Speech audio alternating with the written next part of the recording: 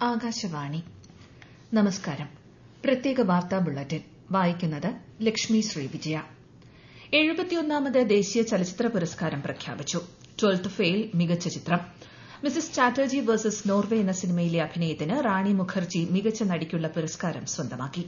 ജവാൻ എന്ന ചിത്രത്തിന് ഷാരൂഖ് ഖാനും 12th ഫെയിലിലൂടെ വിക്രമാസിയും മികച്ച നടനുള്ള അവാർഡ് പങ്കിട്ടു. കേരള സ്റ്റോറി എന്ന ചിത്രത്തിലൂടെ സുദീപ്തോ സെൻ മികച്ച സംവിധായകനായി. ദേശീയ പുരസ്കാരങ്ങളിൽ മലയാളത്തിന് മിന്നും നേട്ടങ്ങൾ. മികച്ച മലയാളം സിനിമയ്ക്കുള്ള പുരസ്കാരം ക്രിസ്റ്റോ ടോമി സംവിധാനം ചെയ്ത ഉള്ളൊഴുക്കിന് ലഭിച്ചു. നോൺ ഫീച്ചർ വിഭാഗത്തിൽ നെക്കർ ദ ക്രോണിക്കിൾ ഓഫ് പാഡി മാനിന് പ്രത്യേക ജൂറി പരാമർശം. വിജയരാഘവനും ഉർവശിക്കും മികച്ച സഹനടനും നടിക്കുമുള്ള പുരസ്കാരം ലഭിച്ചു. പൂക്കാലം എന്ന ചിത്രത്തിലൂടെ മിഥുൻ മുരളി മികച്ച എഡിറ്ററായി. രാജ്യത്ത് 17ാമത് ഉപരാഷ്ട്രപതി തെരഞ്ഞെടുപ്പിനുള്ള തീയതി പ്രഖ്യാപിച്ച് കേന്ദ്ര തെരഞ്ഞെടുപ്പ് കമ്മീഷൻ. സെപ്റ്റംബർ 9-നാണ് വോട്ടെടുപ്പ്. വോട്ടെണ്ണലും 9-ന് നടക്കും.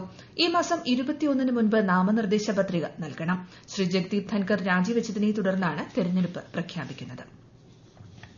വിവിധ വിഷയങ്ങളിലെ പ്രതിപക്ഷ ബഹളത്തെ തുടർന്ന് പാർലമെന്റിന്റെ ഇരുസഭകളും ഇന്നത്തേക്ക് പിരിഞ്ഞു. വർഷകാല സമ്മേളനം തിങ്കളാഴ്ച പുനരാരംഭിക്കും. റെയിൽവേ യാത്രക്കാർക്ക് ഗുണനിലവാരമുള്ളതും നിരക്ക് കുറഞ്ഞതുമായ മരുന്നുകളുടെ ലഭ്യത ഉറപ്പാക്കാനായി രാജ്യത്തെ റെയിൽവേ സ്റ്റേഷനുകളിൽ 106 ജൻ ഔഷധി കേന്ദ്രങ്ങൾ സജ്ജമാക്കിയതായി കേന്ദ്ര സഹമന്ത്രി അനുപ്രിയ പട്ടേൽ. ഇക്കഴിഞ്ഞ ജൂൺ 30 വരെയുള്ള കണക്കാണിത്. പദ്ധതിയിലൂടെ കഴിഞ്ഞ 11 വർഷത്തിനിടെ ഏകദേശം 38,000 കോടി രൂപയുടെ ലാഭം പൌരന്മാർക്ക് ലഭിച്ചിട്ടുണ്ടെന്നും കേന്ദ്ര സഹമന്ത്രി ലോക്സഭയിൽ രേഖാമൂലം നൽകിയ മറുപടിയിൽ അറിയിച്ചു.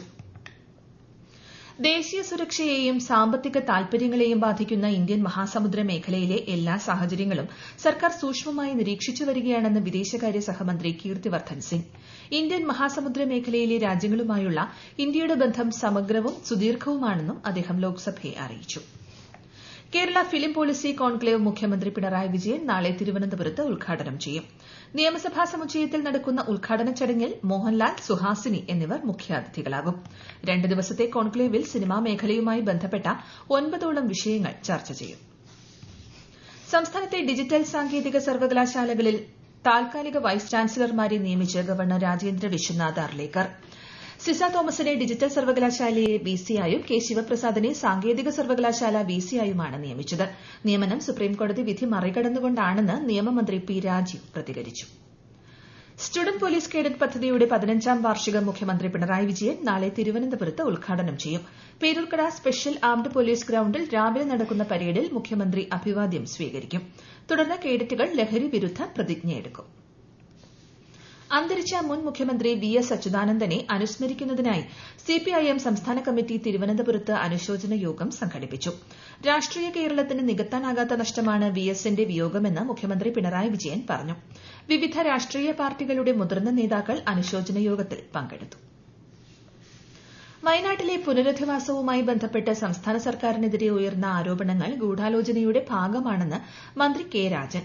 410 വീടുകൾ നിർമ്മിക്കാനുള്ള പ്രവർത്തനങ്ങൾ അതിവേഗം പുരോഗമിക്കുകയാണെന്നും അദ്ദേഹം കോട്ടയത്ത് വാർത്താസമ്മേളനത്തിൽ പറഞ്ഞു. Kochi regional passport office Palakkad ജില്ലയിൽ ഈ മാസം 6 മുതൽ 14 ദിവസത്തെ മൊബൈൽ പാസ്പോർട്ട് സേവാ ക്യാമ്പ് സംഘടിപ്പിക്കും. തപാൽ വകുപ്പിന്റെയും ജില്ലാ അധികാരികളുടെയും ഏകോപനത്തോടെ 11 ഇടങ്ങളിലായിരിക്കും ക്യാമ്പുകൾ നടക്കുന്നത്. ദീർഘദൂര യാത്രകൾ ഒഴിവാക്കി പൌരന്മാർക്ക് പാസ്പോർട്ട് സേവനങ്ങൾ ലഭ്യമാക്കുന്നതിനുള്ള വിദേശകാര്യ മന്ത്രാലയത്തിന്റെ സംരംഭമാണ് മൊബൈൽ പാസ്പോർട്ട് സേവാ ക്യാമ്പ്. 2023 മെയ് 7-ന് മലപ്പുറം താനൂർ തൂവൽ തീരം ബീച്ചിൽ നടന്ന ബോട്ട് അപകടത്തിൽ ജസ്റ്റിസ് മോഹനൻ കമ്മീഷൻ പൊതുജനാഭിപ്രായം തേടുന്നു. നിർദ്ദേശങ്ങൾ സെപ്റ്റംബർ 1-ന് മുൻപ് രേഖാമൂലം കമ്മീഷൻ ഓഫീസിൽ നേരിട്ടോ തപാൽ വഴിയോ നൽകാം. പൊതു ഹിയറിംഗുകളിൽ നേരിട്ടെത്തിയും അഭിപ്രായങ്ങൾ അറിയിക്കാവുന്നതാണ്. കോഴിക്കോട് രാമനാട്ടുകരയിൽ ദഹാബി റെസ്റ്റോറന്റിന്റെ അടുക്കളയിൽ ഗ്യാസ് സിലിണ്ടർ ലീക്കായി തീപിടിച്ചു. ജീവനക്കാരും നാട്ടുകാരും ചേർന്ന് തീയണയ്ക്കാൻ ശ്രമം നടത്തി. മീൻചന്ത അഗ്നിശമന സേനാംഗങ്ങൾ എത്തിയാണ് തീ പൂർണ്ണമായും അണച്ചത്. കേരളത്തിൽ നാളെ മുതൽ മഴ ശക്തമാകുമെന്ന് കേന്ദ്ര കാലാവസ്ഥാ വകുപ്പ്. നാളെ ആലപ്പുഴ, എറണാകുളം, ഇടുക്കി, തൃശൂർ ജില്ലകളിൽ മഞ്ഞ ജാഗ്രത പ്രഖ്യാപിച്ചു. ശക്തമായ കാറ്റും മോശം കാലാവസ്ഥയും കണക്കിലെടുത്ത് ലക്ഷദ്വീപ് തീരത്ത് ചൊവ്വാഴ്ച വരെ മത്സ്യബന്ധനത്തിന് വിലക്ക്.